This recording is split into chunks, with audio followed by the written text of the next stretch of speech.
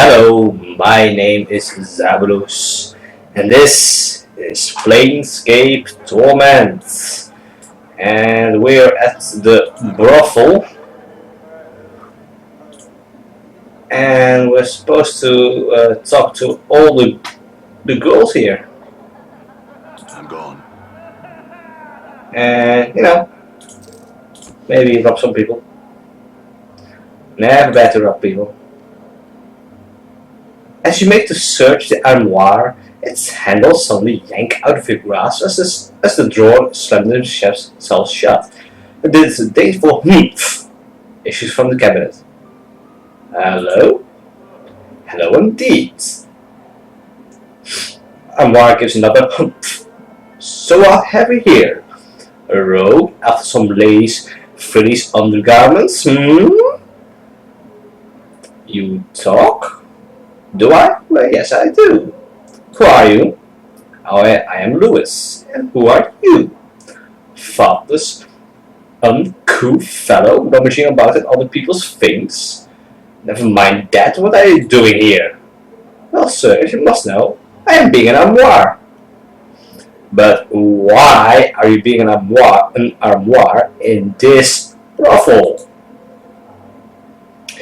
I happen to have become an armoire because I want to be an armoire. Thank you very much. It's not to watch ladies undressing, nor to have them place their soft, sweet-smelling undergarments in my drawers where they can rub against my skin. Such accusations are an insult to a practitioner of the magic arts. I am merely soaking in the experience of what it means to be an armoire. The sights, the smells, the sensations. So all the women know what is them? Yes, they do, and they wholeheartedly approve of. Well, not with their entire hearts exactly, and while they have not spoken of their approval in my presence, since they are not exactly aware that I am an armoire, I would not want them to know that I am anything but, and so I have not been able to inquire upon the matter. Yeah. Give me something to keep quiet. Very well. Posh. Open the third drawer, you scalawag. As you reach your hand into the drawer, it slams shut on your fingers with great force. Searing pain races through your hand as you withdraw your battered fingers. Ha! Cretin, idiot. Open the drawer, I said, and you reach in. Ha! He slams his drawer again for emphasis, then begins shaking with laughter. I'm going to tell them right now. First, I will tell you this one thing. I've been popping in and out of the brothel for a good long time. I'm quite knowledgeable regarding both its occupants and their activities. I assure you that talking about it is utterly worthless. Not only will you lose me as a potential source of information, but I'll simply disappear before someone comes to investigate your claims and leaving you looking fool. Maybe I'll just chop you up for kindling then. You'll do nothing of the sort. Why? If the most common of men know that one can't commit an act of violence within the brothel, he'll simply be cast out.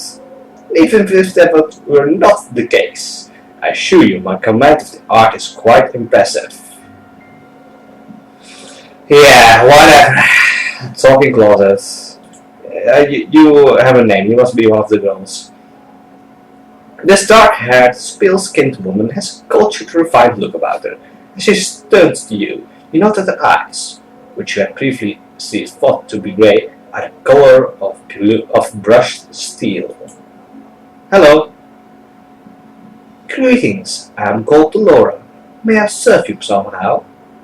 In what ways can you serve me, Delora? I am able to debate any scholarly or academic matter quite proficiently. If that is your wish. I'm also well versed in various games of strategy, should you wish to play something, though I have the materials for a few such games here. Debate, you say? Yes, that is correct. I am neither a tome nor a tutor. I have no desire to educate my patrons. Should you have a matter to discuss, however, the 15 factions and their effect on Sicilian politics, the most effective battle strategies for warring in Acheron, the meaning of existence itself. I will be most pleased to choose a counterpoint and engage you in debate. Huh. Well, I am a genius, so let's try. You choose a topic and begin. The debate lasts a long time as the two of you exchange points and counterpoints, each attempting to methodically undermine the other's position. As you speak, a strange feeling begins to come over you, a memory trying to surface. Allow the memory to surface. Memory of a great hall begin to form in your mind. A vast place, full of well-dressed elites. A formal ball was taking place. Before you was a small, impeccably dressed fellow who wore a golden medallion. It was emblazoned with a symbol you dimly recall as the sign of one. The two of you stood in a circle of onlookers who gathered to listen to your debate. Continue to memory. But that's impossible, the man was saying, looking perplexed. Oh, but it is, you recall yourself replying. I've made several inarguable points, giving you a number of examples. You simply don't exist, but you can't work to accept that I'd... Yes, you'd cease to exist. And without a flash or light or puff of smoke, with no fanfare of any sort, the man was simply gone. Continue the memory. The onlookers oohed and ahed. Some clapped, you remember, giving a flourishing bow and walking away, a small, satisfied smile upon your lips. You suddenly realize Laura is watching you closely. Are you feeling well? We might finish our discussion at another time, should you like. No, let's continue the debate. As hard-pressed as you are to beat Laura's infallible sense of logic, you eventually win out. She merely nods in approval. You are a most skilled debater. This there is no denying. I do feel, though, I had time to perform some research. You might not have bested me. Thanks. If you would like, we can debate the once more upon the same topic. Accurate. Are you positioned this time? Should you desire it? Wait, are you always so ruthless in a debate? Mrs. Grace instructed me to show no mercy, for another of her students always allows a painter to win after a lengthy debate. It was Mrs. Grace's desire that I provide a different sort of experience for the clientele. And my English is not that good today. Go to take a sip.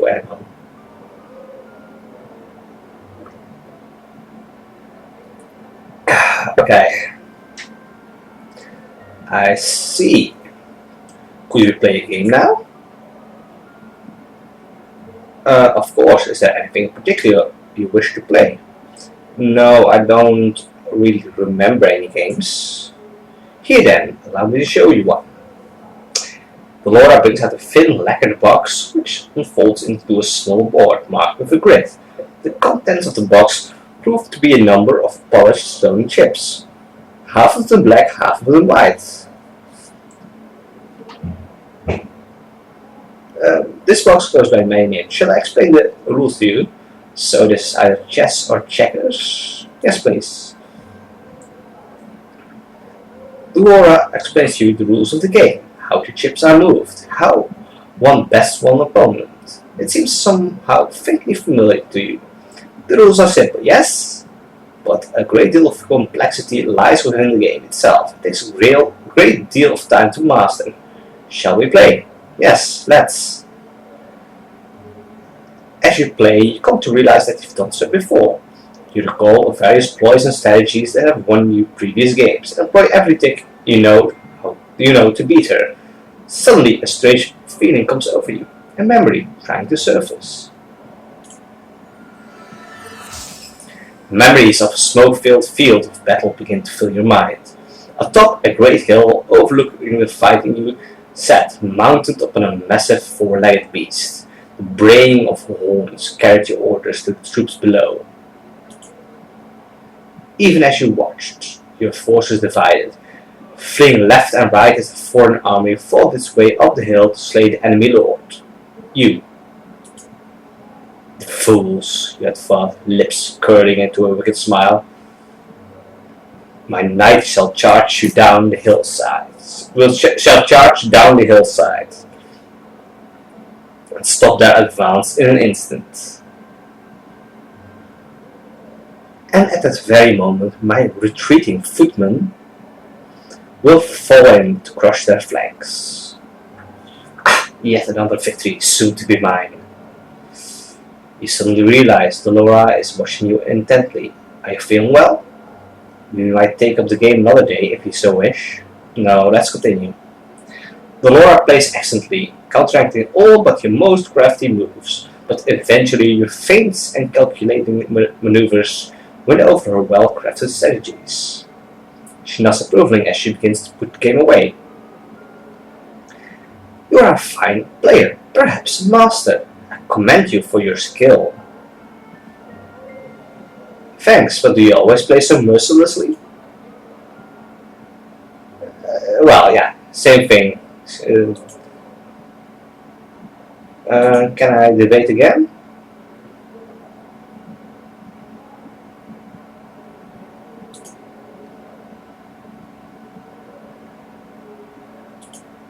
Alright.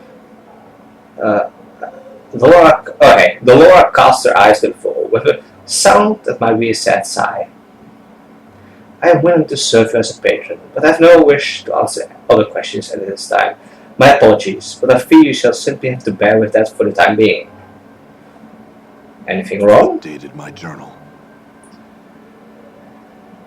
No, I fear not. My troubles are a matter of the heart. In time, I think all things should be resolved. Are you sure I can help you? Certain? No, I'm not. My first love, Merriman, possesses still the keys to my heart. So long as he has them, I shan't be free to love another. This is the cause of my melancholy. Yeah, well, why don't you go talk to him then? Man, leave this place. The reasons why are deeply personal and not to be shared with strangers. Even ones who might bestow a kindness upon me, but suffice to say that I cannot seek out Merriman myself. Well, I can find him for a price. Updated my journal. I possess little save for a few pieces of jewelry I once received as gifts. Should those suffice, I would be willing to reward you with them. Merriman is a member of the Society of Sensation, so you may wish to ask for him at the Civic Festival. Yeah, always. Feel stronger. Well, that's good, if you feel stronger. Let's see. Right. Can we rob you? Locked. Juliet. This dark-haired young woman is staring listlessly off into space, sighing miserably, and occasionally picking at the seams of her green velvet gown. It's difficult to discern whether she is depressed or so simply bored. Hello. Greetings, yes, I am named Juliet. How may I... Oh, never mind, leave me be. What's wrong? Oh, nothing at all.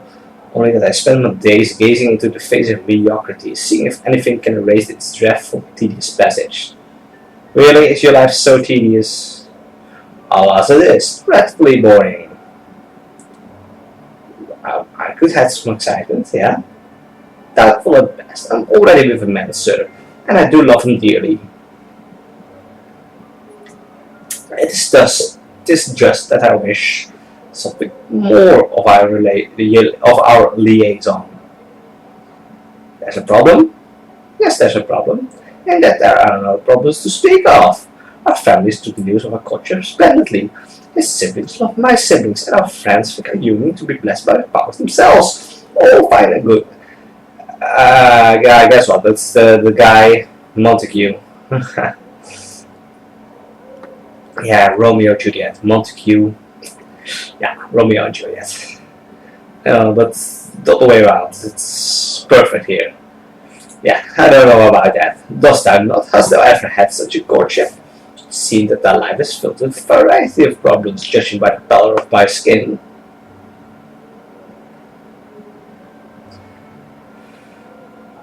I can't remember any courtships I've had. The remnants of the ones I've counter suggests I may have had some problems.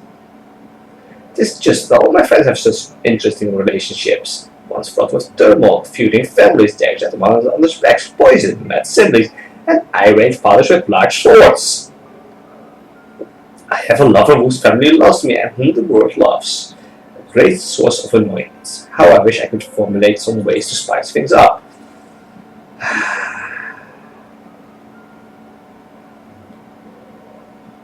What did you have in mind, Juliet? I'm not sure. Some element of danger or jealousy, something intense. Why don't you have an affair? I'm never going to have a true affair, for I love him too much. But perhaps I could have a false one? Thou dost appear to be no stranger to dangerous behavior. Art thou interested in becoming a suitor? What's in it for me? My company and my gratitude will be enough. No. What didst thou have in mind that does not involve touching me? I want information. Very well, I shall deliver once thou dost deliver. Dost thou understand? Yep. Excellent, my love. Montague may be found within this civic festival. I thank thee. Updated my journal. Ah, stupid wench. I'm gone. Really, a happy relationship, and she's complaining. Nanny Nine Eyes. This petite, attractive young woman is smiling blissfully and humming to herself. Her wide, pale blue eyes seem to constantly drink in her surroundings as she looks about. Hello! The smiling young woman curtsies gratefully and looks up to you, smiling. Well met, good sir. And Nanny, and how are you this fine? Oh my, you're hurt! All over!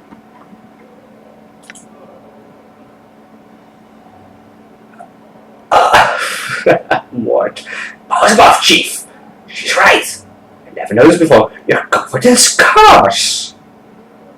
Only slightly. I'll be alright. I have some questions, Nanny. Huh? Oh, how shameful of me. Don't mind my rude staring. I'm named Nanny. It is my great pleasure to welcome you to our brothel for the slaking of intellectual lust. You have tattoos on your scars too. What's that one? That one looks fascinating. Look at the white lines of ink. I think that's ink. She squints at the tattoo, then reaches out to touch it. Allow to touch it. I think that's ink. Is it ink? And what a pattern! Look at the way the lines intersect here. That's simply amazing. I could make it out, but if there weren't so many scars. Yeah, the scars are permanent, honey. Oh, I'm sorry, pox on me for even mentioning them. But I have to know. I'm absolutely sure you're alright. I am looking at you and I can't help but believe that you're not in some pain. I have amnesia, but that is all. Amnesia? Loss of memory? You are so lucky. Everything must be so new to you. That's an angle I hadn't considered. I'm so pleased that I could open your mind to that idea. I've heard that's what being a sensate is all about. Bringing new experiences to others. Sensates? Yeah, I know what sensates. What are you doing here? I'm talking to you, Sally. Just like I talk to all the patrons here. All the prostitutes do. That's what the brothel's about. Learn new ways to talk and share experiences and understand other people.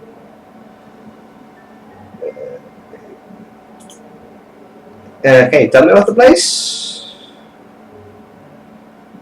Yeah, already know about that. Yeah, anything about Ravel? No, sorry. That's a great name though. Huh? I bet she's a really interesting person. You should ask Ives about her. Ives collects all kinds of stories. Alright? I don't trust All the right. kid. I say we leave him behind. Done. right. Echo. Echo? I'll be right there. Locked.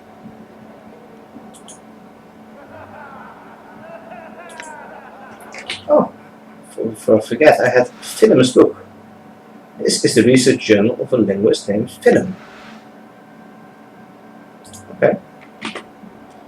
Whatever. This striking young woman has skin of burnished copper, a translucent white dress, held precariously by golden cloths, is draped carefully over her shapely form. Greetings.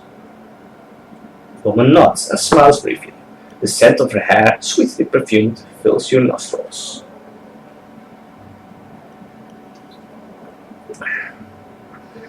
I had some questions.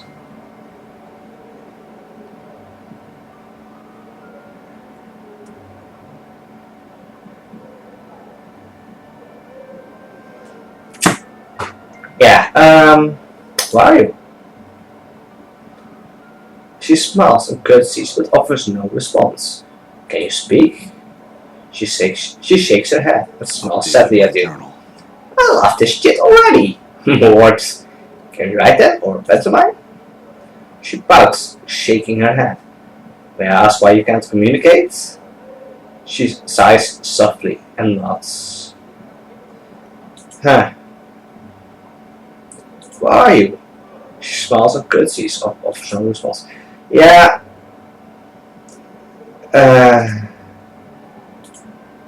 Yes, she can talk. Do you know anything about Ravel Puzzle? Well, her eyes flash and she smiles. She nods at you. What do you know of her? Updated my journal. She simply looks at you. Yeah, I have a way to fix this. That's why I...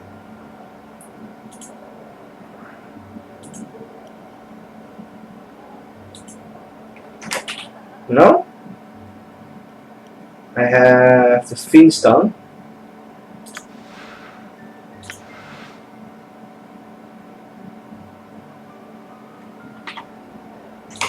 Echo?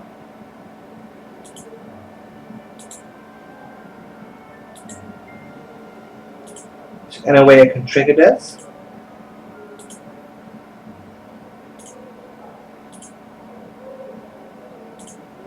Oh no, it's apparently not. I'm gone. All right. I'm gone. Locked. Locked. Locked. No one here? Okay.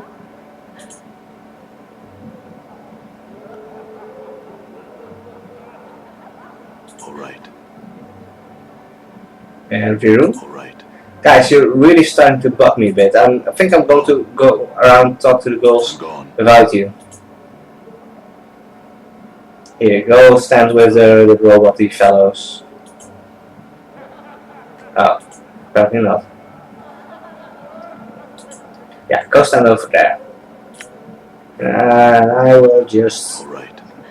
Done. I will just walk around. Done. Talk to people.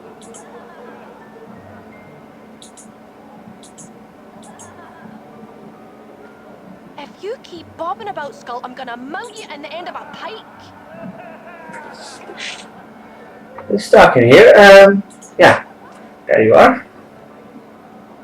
Squinting at the figure behind the partition, you can barely make out the shapely female form in the darkness. She turns to you, but you can't see nothing of her face. Hello. Yes? Come to speak with Marissa, have you? Quite rude of you to enter the darkened room, storming behind my partition like so rude, so foolhardy. You can hear a faint whispering sound, like the slight breeze or the hissing of serpents. My apologies, I wasn't sure if someone was here. Ha! But it would seem there is someone in this room, wouldn't it? Shall you be on your way then? I have questions though. Why are you behind the screen? Is it your wish that I step away from this partition into some patch of light and speak to you face to face? Nay, I think not. The darkness suits me, and the darkness suits you as well. Why is it so dark in here? Please come into night. Click the wrong one. Nay, an addition of beans will not serve to persuade me. Now what do you want? Surely you did not come all this way to see me. I do want to see what you look like. You have no such want. Oh, I do. What do you look like? The darkness hides us both. Let's make it a game. I'm frightfully bored. Let me guess. Are you a human male? Think so. Think so? How could you not know? It's kind of complicated. Indeed, it must be too great for a mere mind such as mine to grasp. I really have no sure idea of what I am. Truly, that's almost interesting. Huh. Describe yourself to me. I'm tall, muscular, and horribly scarred. Indeed. How were you so horribly scarred? Wait, never mind. I do not wish to know. Now describe yourself for me. Marissa describes herself as a shapely, pale-skinned, beautiful woman with a forked tongue, hair made up of writhing asps, and glowing eyes, which you assume she must be keeping shut. Are you a fiend? Updated my journal. No, hardly. There have some powers some might call fiendish. My glance turns living things to stone, for instance, from beings of flesh to statuary with the bat of an eyelash. Living things to stone? Could you turn, say, a limb into a statue? Updated my journal. I suppose I could. Had you a limb and I were inclined to do so, and I might be so inclined had I my crimson veil, but I do not know where it has gone. Have you seen it, perchance? No. What is it for? Is it just a normal veil? No, not quite. It aids me in communication, face-to-face communication, that is. Why do you need to hide your face? Only that I know that.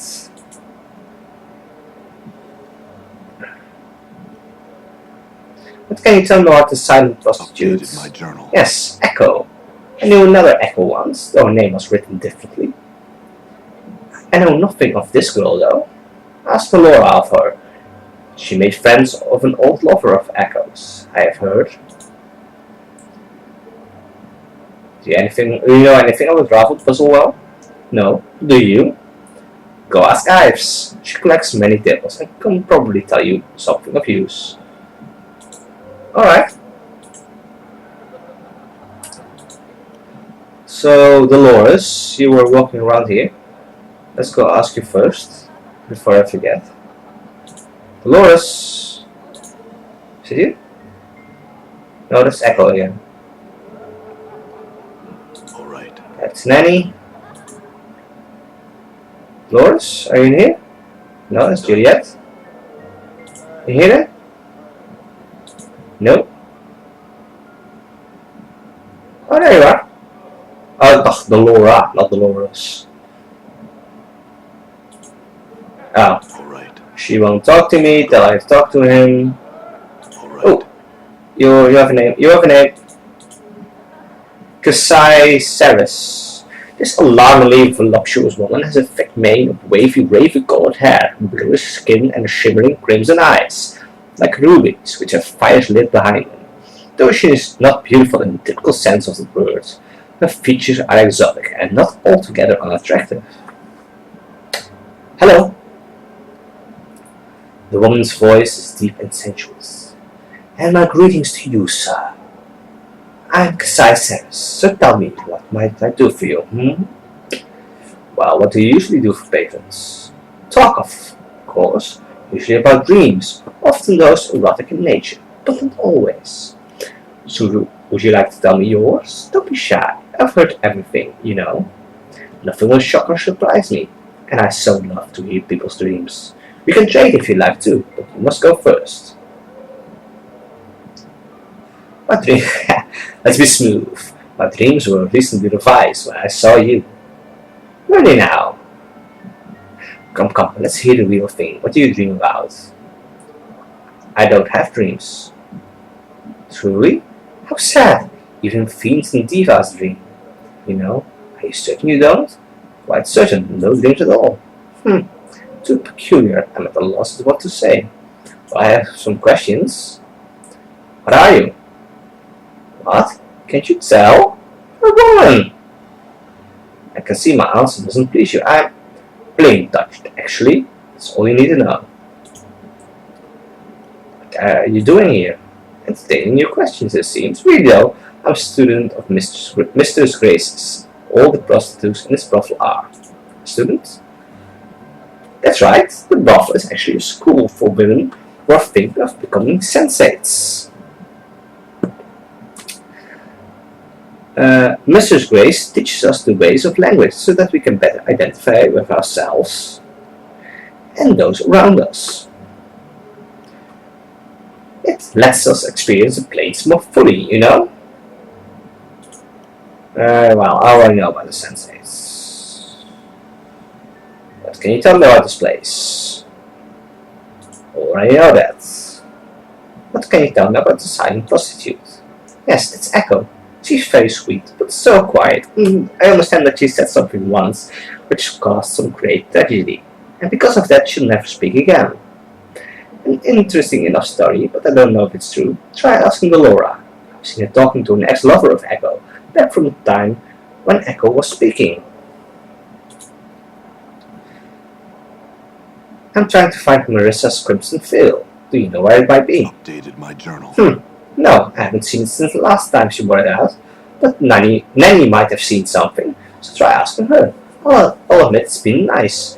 Marissa won't leave a chamber without a veil, and so we have been spared a foul tongue. If there's only Kimaski to deal with. That Kimaski's the worst of the two, though. How so?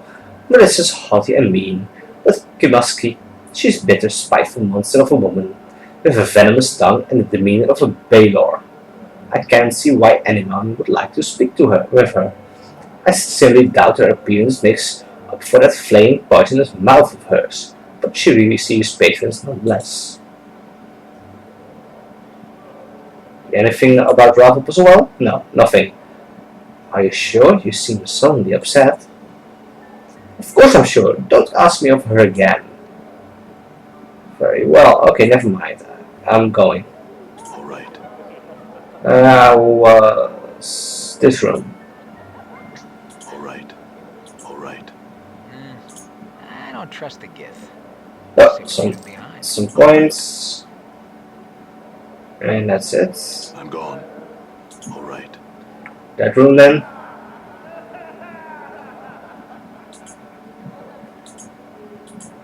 I'm gone. Done. All right. Handkerchief. I'm gone. Interesting. Why do I find Kimaski added done? Done. Kimaski, I'm going to rob you first. Now, this wild-looking tiefling girl meets your gaze with an angry scowl. Her tattooed body is practically naked, covered only by a narrow leather thong, a black cloth brassiere, and armored shoulder pads that appear to serve more as decoration rather than actual protection. Her spiked hair, as well as the thin fur that covers her goat-like legs, is brassy white, and numerous silver rings dangle from her ears, nostrils, lips, and brow. She wears a leather collar around her throat with the inscription Kimaski added down. Hello! Kimaski bears her teeth at you. And just what are you looking at, you banged up sod? You! I had some questions. And what makes you think I care? Why don't you lick my backside? My tongue's not wide enough, and I don't like hair in my mouth. Well, you seem to like the taste of offal in your mouth, you dung-breathed cretin. Only because it's like kissing you, you mangy stinkbutt. Kiss me? Ugh! I'd rather kiss a bloody mass of phlegm than name my lips, and you, no thanks. Don't thank me, thank the power someone actually wants to kiss you. Kimaski looks at a loss for something to say. For an instant, a smile threatens to crack the grimacing mask of her face. Then she becomes more of a basilisk than ever. Alright, what do you want of me? Questions answered. Who are you? My name. Uninterested. I can guess yours though. Scarbunch, get out of here before I put a fire under your arse. I have another question. What are you doing here? Not you, that's for certain. I'm contemplating the best way to tell you to bike off next. What can you tell me about the signpost, dude? What, that awkward shit? Don't know anything about her. Don't talk to the girl. I mean, why? Not like she can talk back. Ask Frigid Laura about her. I think I saw her playing Go with an old crush of Echoes, back from when she could talk. I'm trying to find Marissa's Crimson Veil. Do you know where it might be? It's up your arse, maybe? Hells, I don't know. Kamaski smooths back her hair, which instantly springs back up into a spiky mess. You know anything about Rabbit Puzzle? What would I know about it? I look like a scholar or something to you? Go ask someone more learned. Or Ives. She'll probably have at least one story about her in that pile of tales she carries about in a bone box. Oh, and spot on a helmet while you're at it. Goodbye. Done. I haven't seen Ives yet, so she's probably in the last room. Done. I'm gone. Yeah, she is. I'm gone. Locked. Ives the tail chaser. This fetching young woman has a faraway look in the soft sea green eyes. Hello. Greetings, I'm Ives the tail chaser. Have you come to trade tales? Sure. I'm not going to read all those. Tell the story of making up in the mortuary.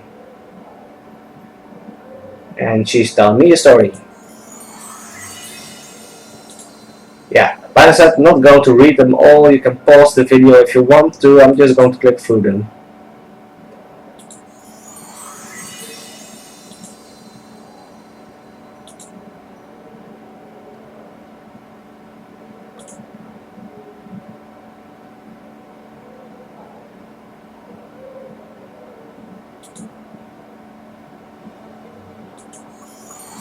Oh, actually, I did not know what the model was. Well, actually, I do. It's those robot things we saw up there.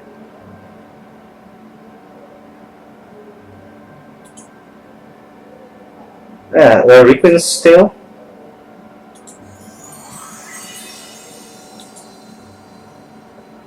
The Alley of Dangerous Angles.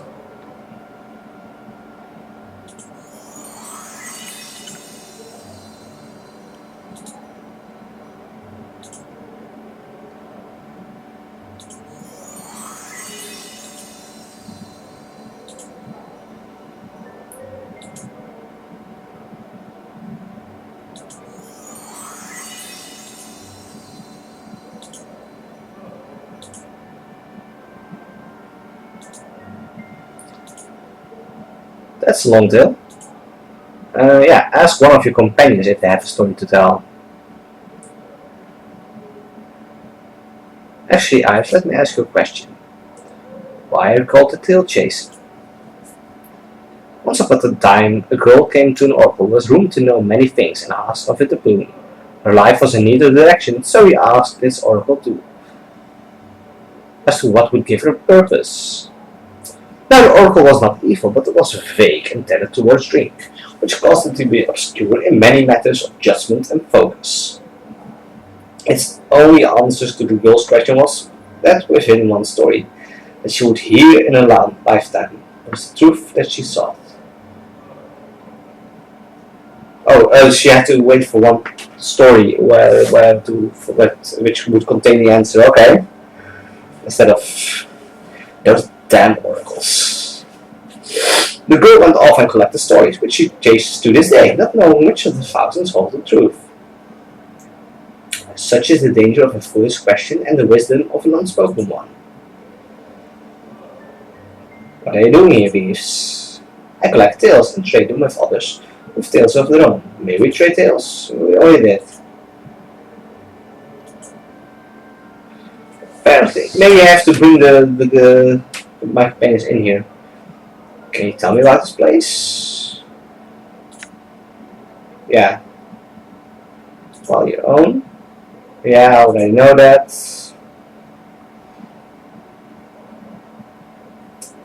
If you look familiar, is your mother named Ivana? Yes, but she and I no longer speak, just as I shall speak no more of her.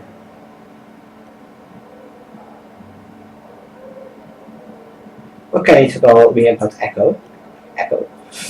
I once heard a tale of a girl who knew the word that, if spoken, would undo the multiverse. Perhaps this is Echo. Ask Laura though. I understand that she sometimes meets with one who knew Echo before we see that.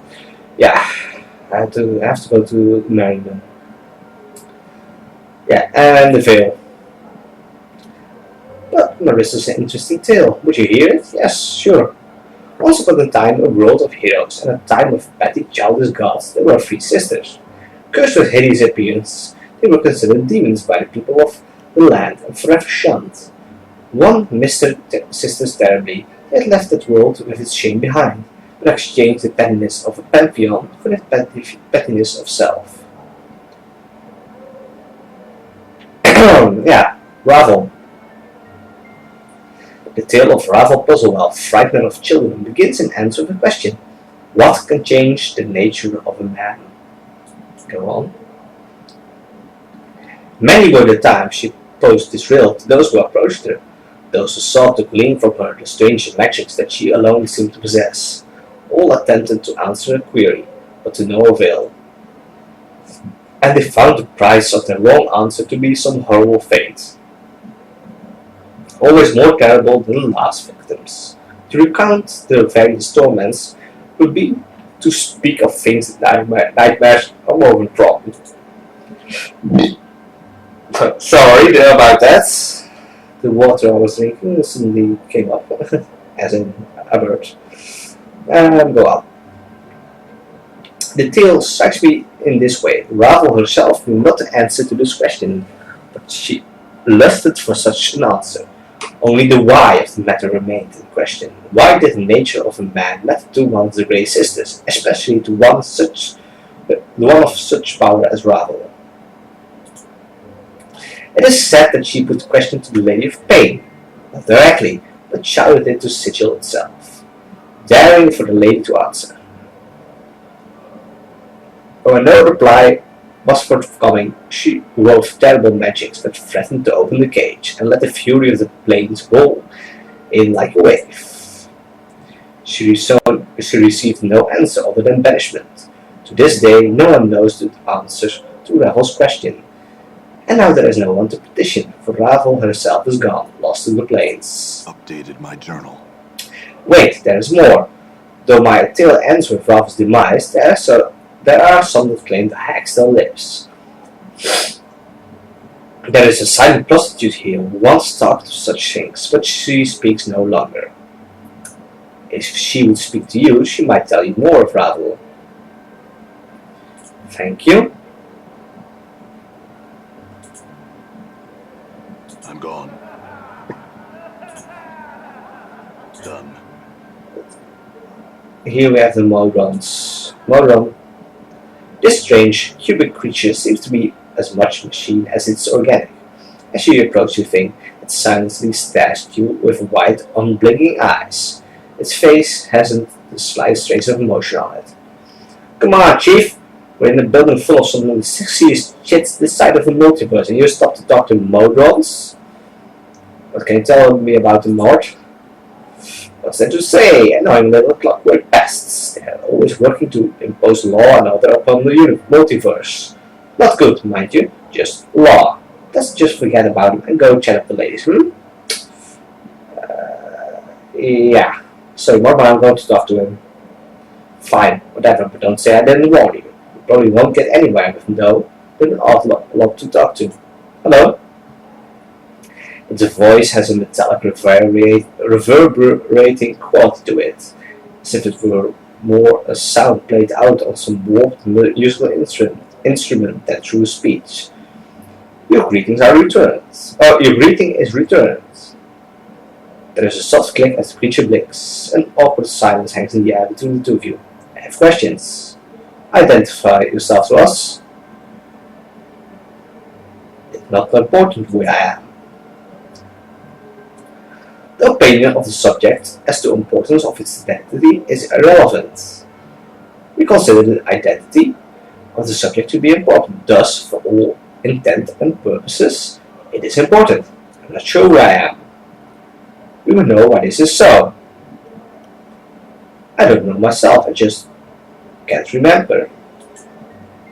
All things should have a name, all things should be identified. We find your answer unsatisfactory, but it shall have to suffice for the present. We would identity ourselves.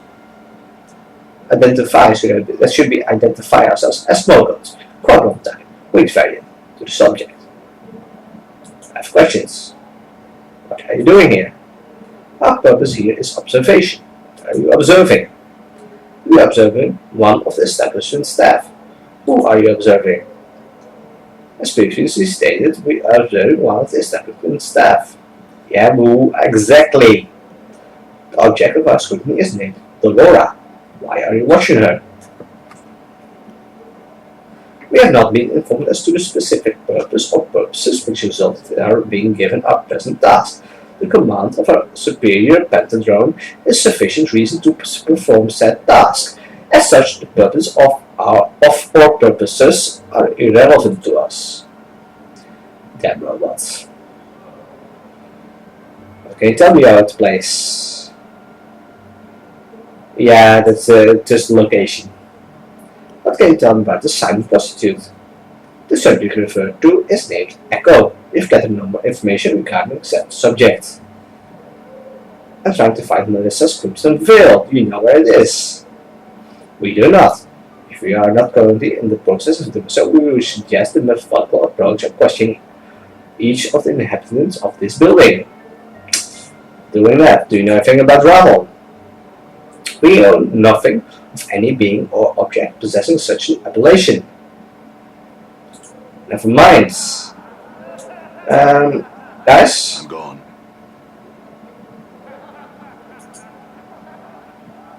No. I'm Let's gone. go here. I want to see if we can get you to tell her a story.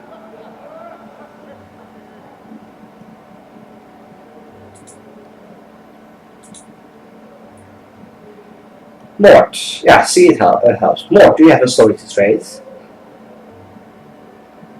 Yeah, just tell a story, Mort.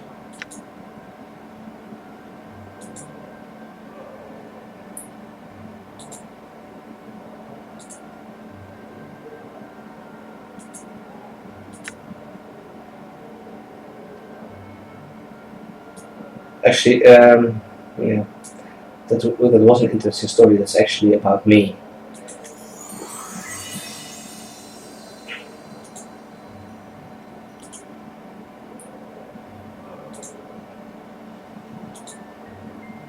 Ah, you have a story? I'll show you. You're fine. Please share it.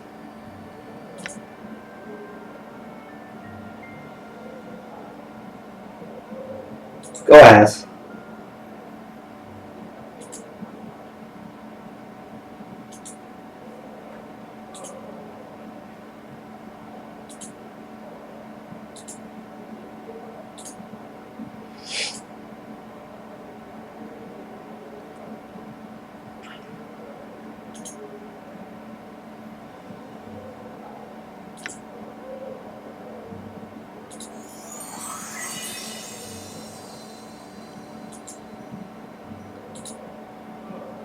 Back on. You have a tail?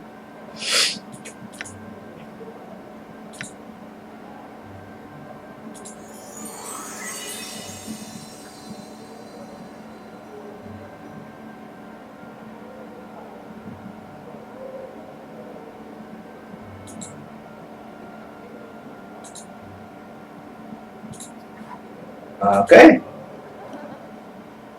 Well, in that case, since I've been running quite a lot, I really can't talk today. It might be the heat. It's really warm. Been really warm the past few days. Anyway, I'm going to end the video here. So please subscribe, like, and comment, and I'll see you next time for more Planescape Torment.